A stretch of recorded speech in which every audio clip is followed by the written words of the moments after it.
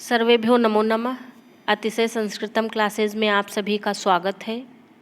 हम लोग पढ़ रहे हैं सुकनासोपदेशः, जिसमें आज हम लोग भाग 8 पढ़ेंगे। और हाँ, भाग 7 हम लोग गद्य भाग तो पढ़ लिए थे, लेकिन व्याकरण हम पढ़ नहीं पाए थे। हमारी तबीयत अचानक से बिगड़ गई थी, तो उसका PDF हमने टेलीग्राम चैनल में डाल दिया है। उसे आप लोग अवश्य देख लें, क्योंकि व्याकरण देखना बहुत ही महत्वपूर्ण है। और भाग 8 हम लोग प्रारंभ करते हैं। सुकनासोपदेशः में अब हम लोग गुरु का उपदेश पढ़ चुके हैं। लक्ष्मी वर्णनम अब हम लोग पढ़ रहे हैं, तो प्रारंभ करते हैं। उद्याम दर्प भट सहस्त्रोल्लासित असिलता पंजर विधृता पे अपिक्रामति। अपिक्रामति का क्या अर्थ है? अपक्रामति का क्या अर्थ है?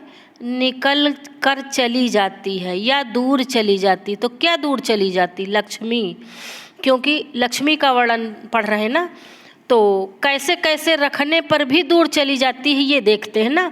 अपक्रामति क्रिया है, इसका अर्थ है दूर चली जाती है। तो कैसे रखते हैं फिर भी दूर चली जाती ये देखते हैं।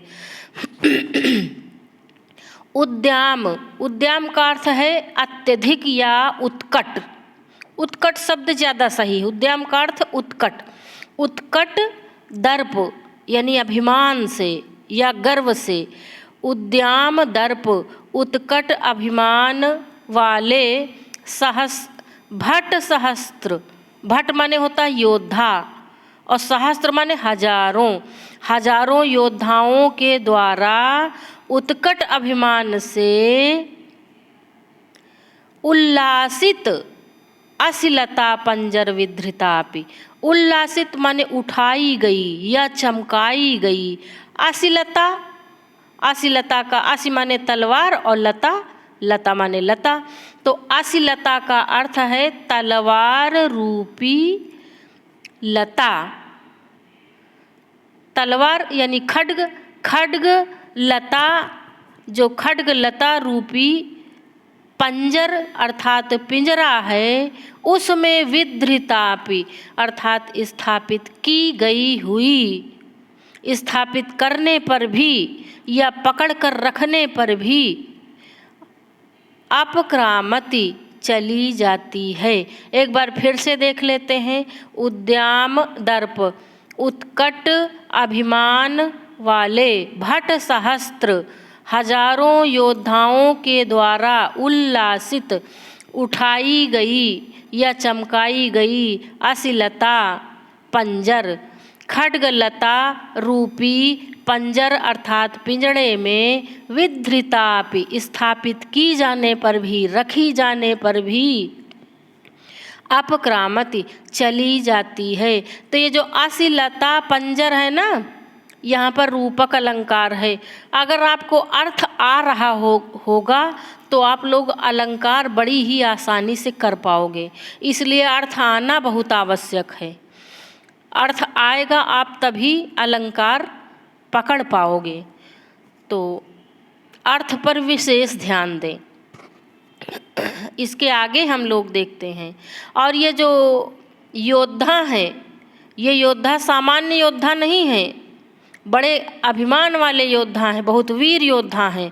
यानी कि राजलक्ष्मी को जीत ही लेते हैं, और चाहे जितना जीत वीत कर अपनी तलवार रूपी पिंजरे में इसे रखते हैं, फिर भी यह लक्ष्मी चली जाती है। हम लोग लक्ष्मी वर्णनम पढ़ रहे हैं।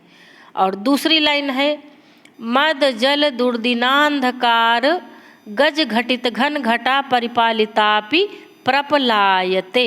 अब ये दिया है प्रपलायते। प्रपलायते माने भाग जाती है। अब देखेंगे कि लक्ष्मी कैसे भाग जाती है। कितने कितने प्रकार के प्रयत्न किए जाते हैं योद्धाओं द्वारा, फिर भी कैसे लक्ष्मी भाग जाती। यहाँ पर योद्धाओं के संदर्भ में लक्ष्मी इसलिए दिखाए हैं क्योंकि लक्ष्मी से तात्पर्य राजलक्ष्मी से है।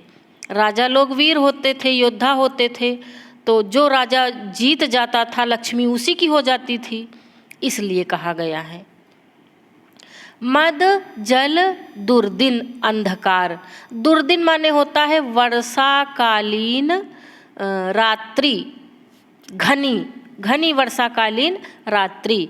तो अब इसको देखते हैं, यहाँ से मद जल से देखते हैं। मद जल दुर्दिन, मद जल रूपी दुर्दिन अर्थात वर्षा से युक्त, वर्षाकालीन रात्रि से युक्त। अब रात्रि है तो अंधकार होगा ना, इसीलिए यहाँ पर अंधकार शब्द का प्रयोग किया गया है ना, दुर्दिन अंधकार। तो मद जल रूपी वर्षा से अंधकार युक्त, मद जल रूपी वर्षा से अंधकार युक्त। भाई दुर्दिन माने होता है वर्षाकालीन रात।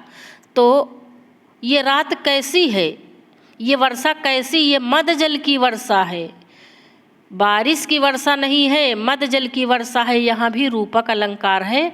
उपमेय में उपमान का भेद रहित आरोप है। अभी मैं बताऊंगी पहली पंक्ति में भी रूपक कैसे हुआ है और दूसरी पंक्ति में भी, दूसरी वाली पंक्ति में रूपक कैसे हुए, दोनों का भी बताऊंगी। तो मद जल दुर्दिन अंधकार, मद जल रूपी वर्षा से अंधकार युक्त, गज घटित घन घटा। गज अर्थात हाथियों के, घटित घन, घन माने क्या होता है, मेघ, बादल। तो गज घटित अर्थात हाथियों के समूह रूपी घन घटा मेघमाला, घन घटा मेघमाला से परिपालितापि संरक्षित करने पर अर्थात रक्षा किए जाने पर भी प्रपलायते, यह लक्ष्मी चली जाती है। कैसे चली जाती है, कितना प्रयत्न करते हैं फिर भी चली जाती। मद जल दुर्दिनांधकार गज घटित घन, मद जल रूपी वर्षाकालीन अंधकार से युक्त, गज घटित हाथियों के समूह रूपी घन घटा मेघमाला से रक्षा की जाती हुई, परिपालितापि रक्षा की जाती हुई भी यह लक्ष्मी प्रपलायते चली जाती है। अच्छा, यहाँ लक्ष्मी तो नहीं दिया है, लेकिन पहले से वर्णन चला आ रहा है ना, और लक्ष्मी के बारे में हो रहा है, तो ये सारी चीज़ें लक्ष्मी के ही विषय में कही गई हैं।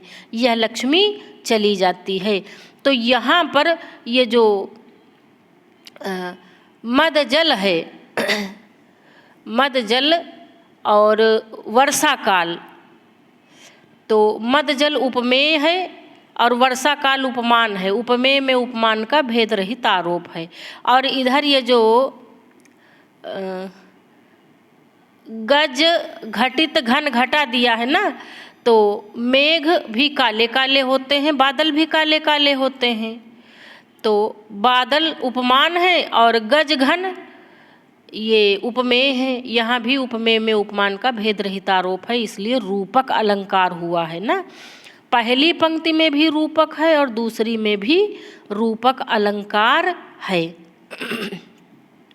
पहली में भी तो यही कहा था ना कि खड्गलता रूपी पिंजड़े में रखे जाने पर।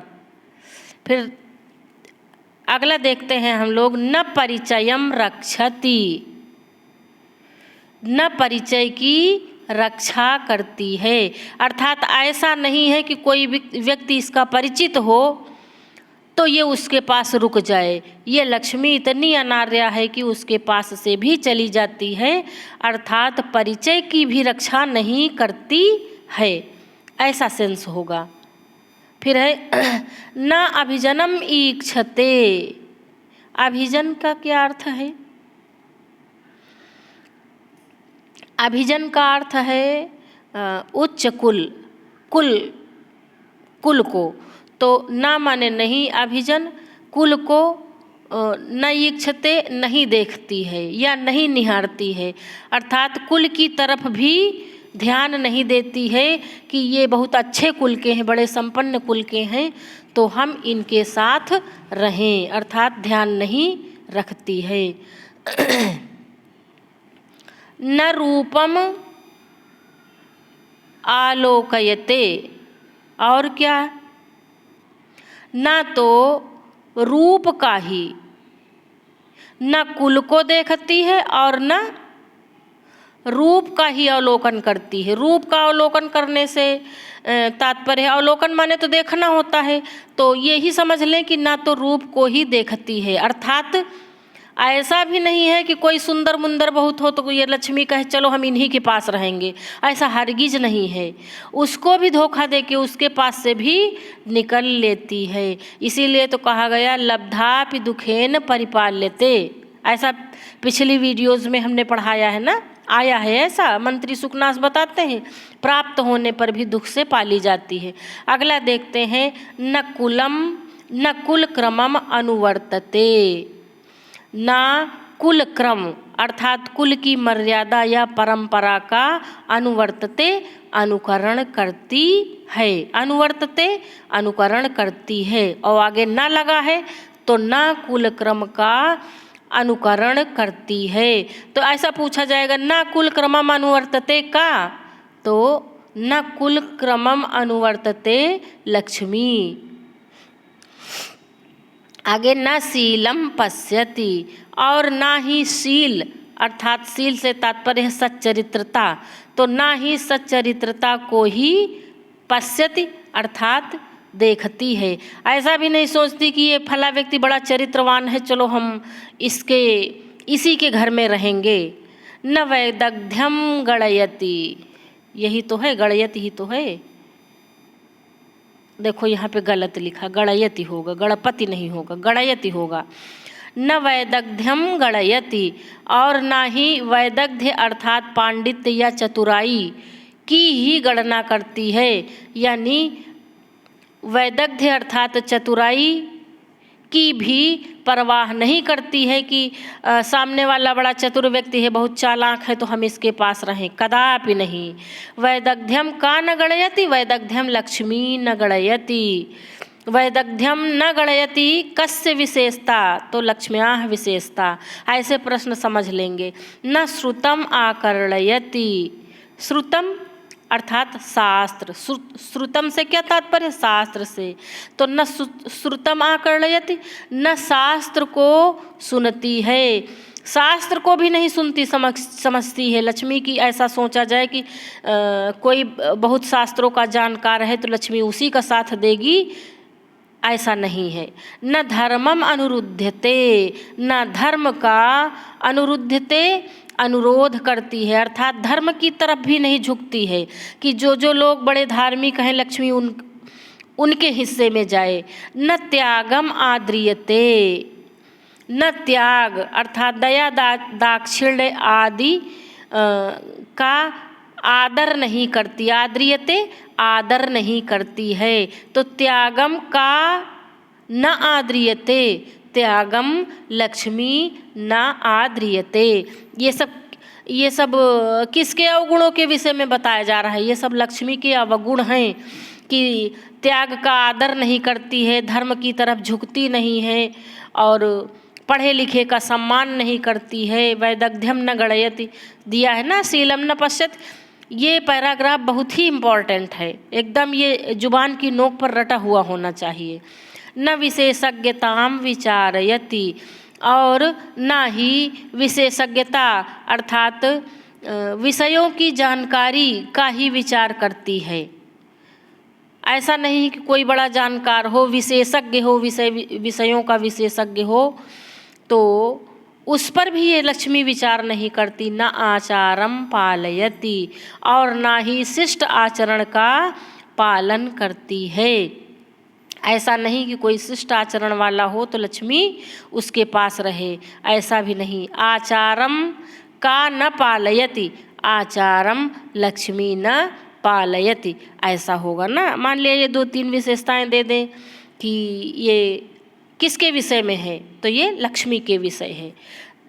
अगला है न सत्यम अनुबुध्यते, तो इसका क्या अर्थ होगा, न सत्यम, न सत्य की अर्थात सच्चाई की, अनुबुद्धते न सच्चाई को अनुबुद्धते अर्थात समझती है, न सत्य को समझती है, न लक्षणम प्रमाणी करोति और न ही लक्षणों को प्रमाण मानती है।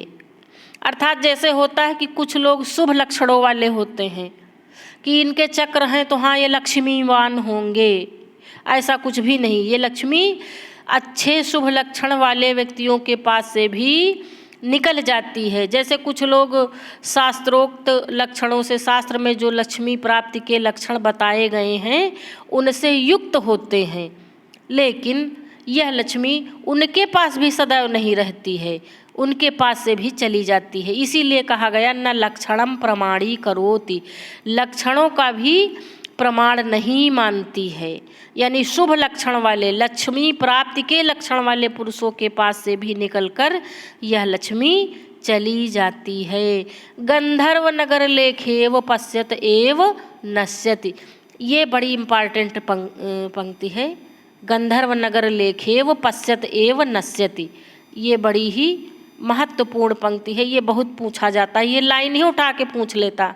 गंधर्व नगर लेखेव पश्यत एव नश्यति का लक्ष्मी, गंधर्व नगर लेखेव का लक्ष्मी।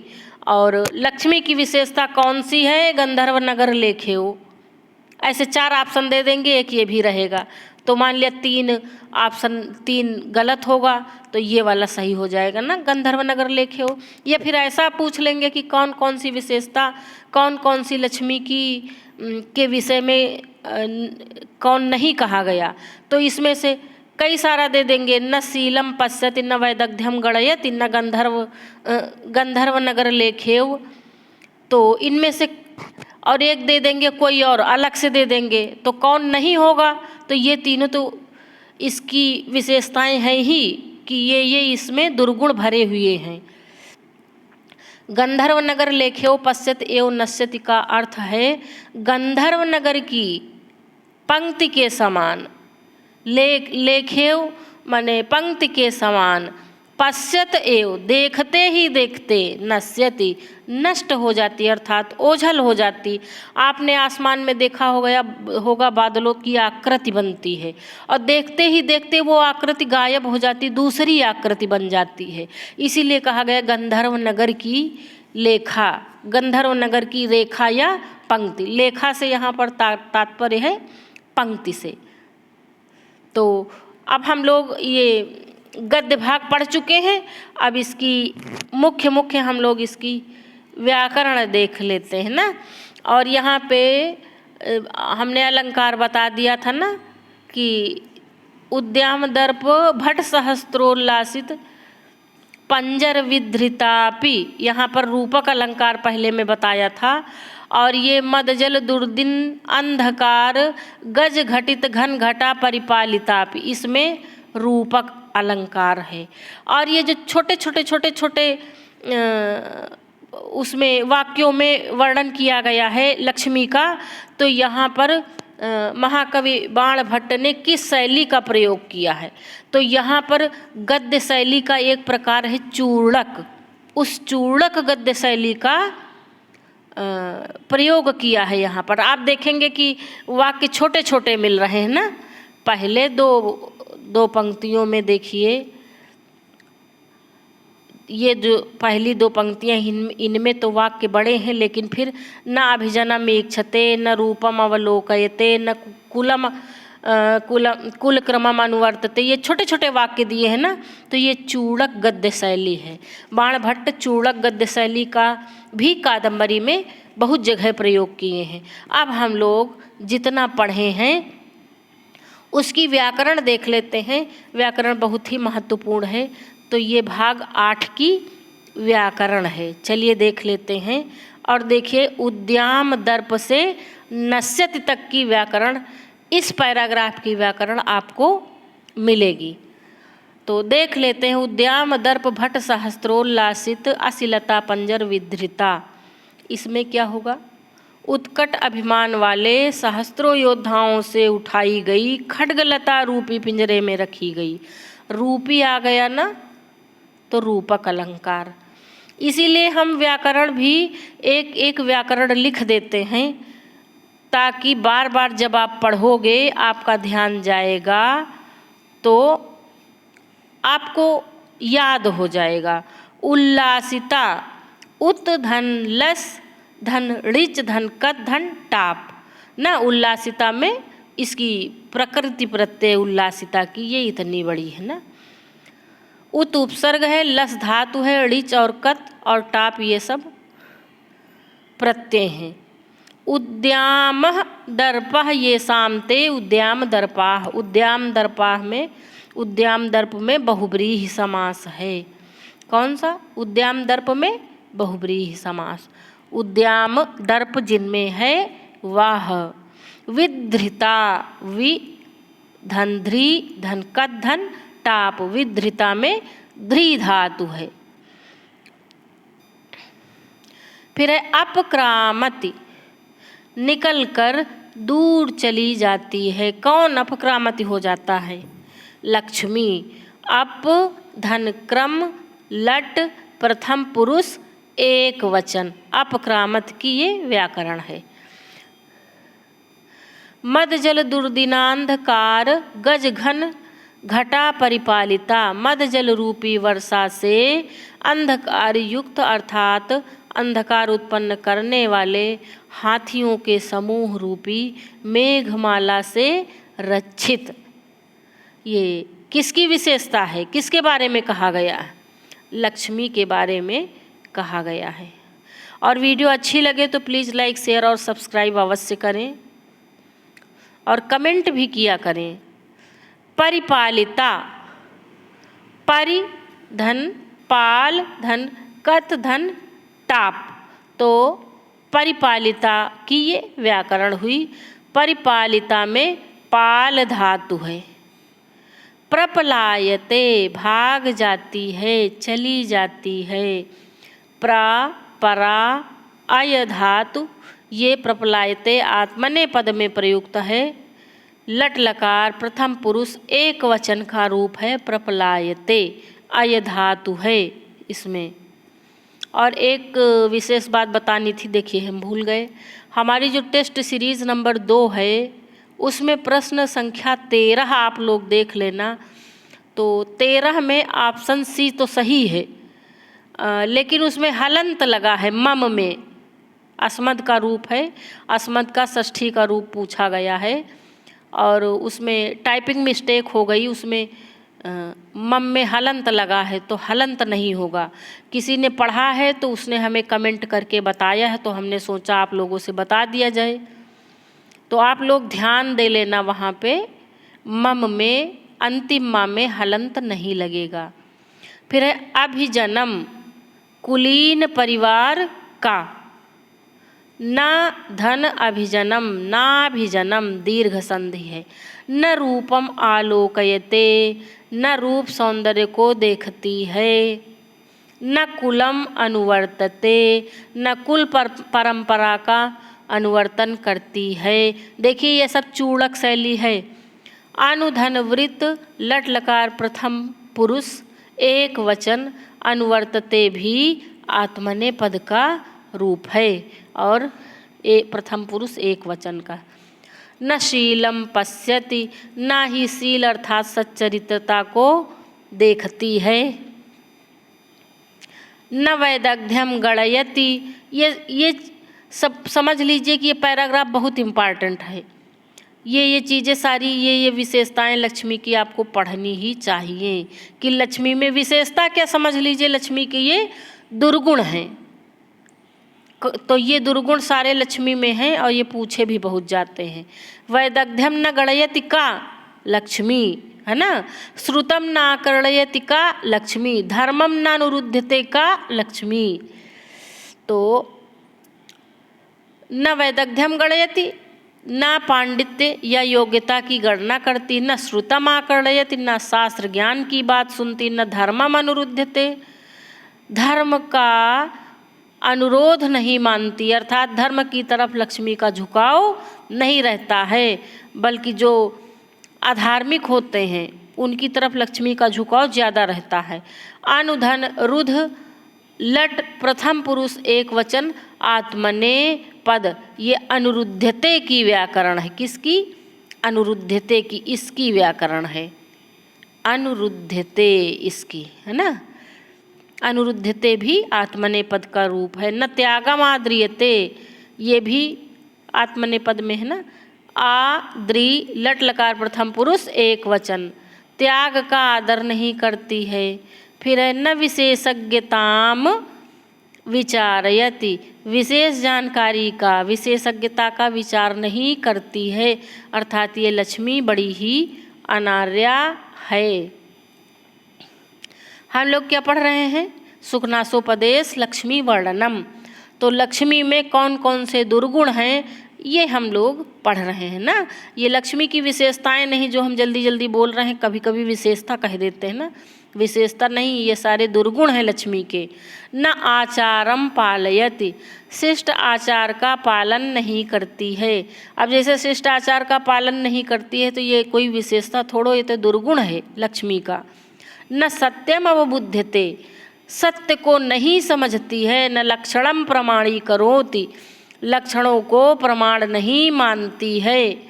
गंधर्व नगर लेखायुव, गंधर्व नगर के रेखा चित्र के समान, यहाँ पर उपमा अलंकार है।